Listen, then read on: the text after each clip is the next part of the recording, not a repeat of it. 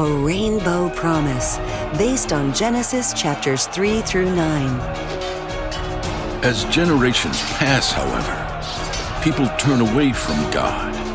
They lie, cheat, and murder.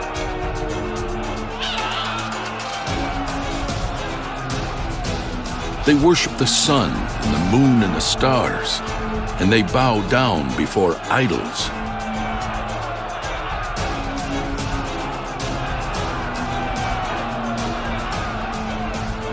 But there is one man, Noah, who looks on the sinfulness of the world with fear. How long will God allow this wickedness to continue?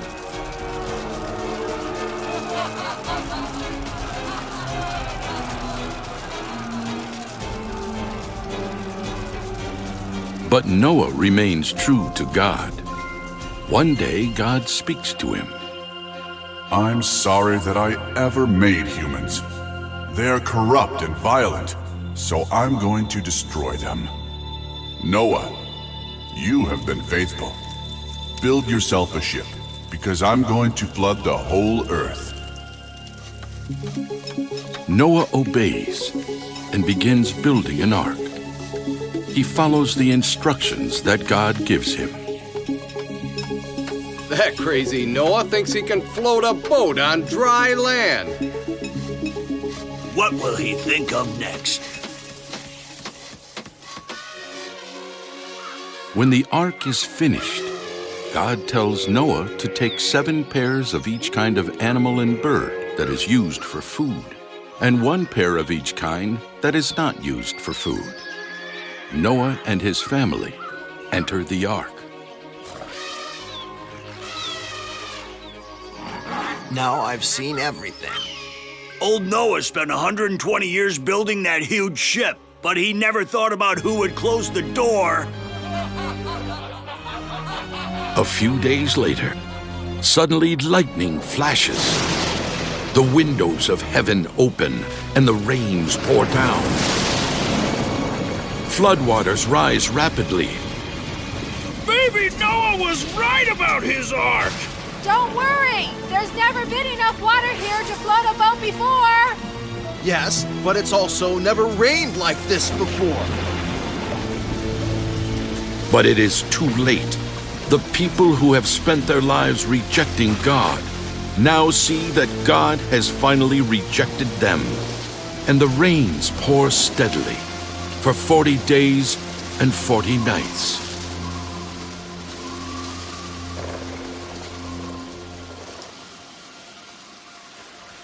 Water flows over the land and rises above the mountain tops. All the earth is covered. Only Noah's ark survives. The flood destroys everything evil. As the rain pours without stopping, Noah and his family work hard to care for the animals in the ark. Have you fed the cows and sheep yet, Shem? Yes, I just finished. Now I'm going to feed the reptiles. And now I'm going to clean up after the cows and sheep. One day the rain stops, but the ark still floats above the flooded earth. Land is nowhere in sight. Month after month, Noah's family waits. We've been in this ark for 6 months now. When will we ever see land again? It could be another 6 months. And what will we find when we finally get out? Finally, the water level begins to drop. The ark comes to rest on the top of the mountains of Ararat. I'll send out a dove. If it doesn't come back, we'll know it has found land.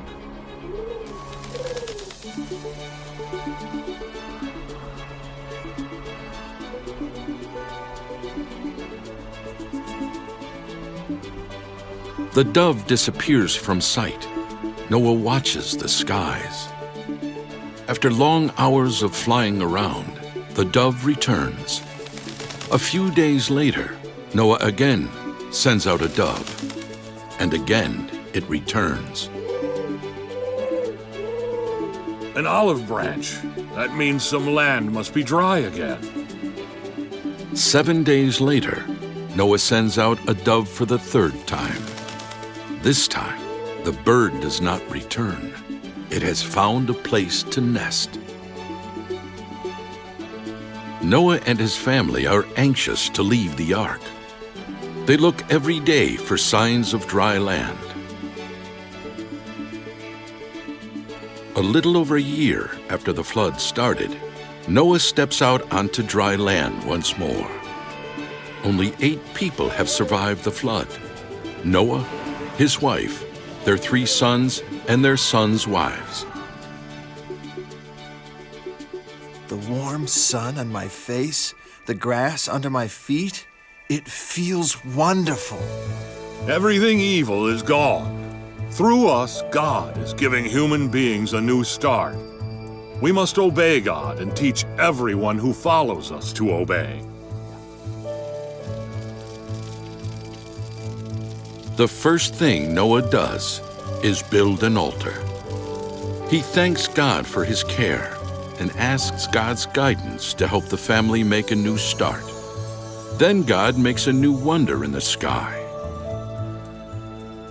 A rainbow.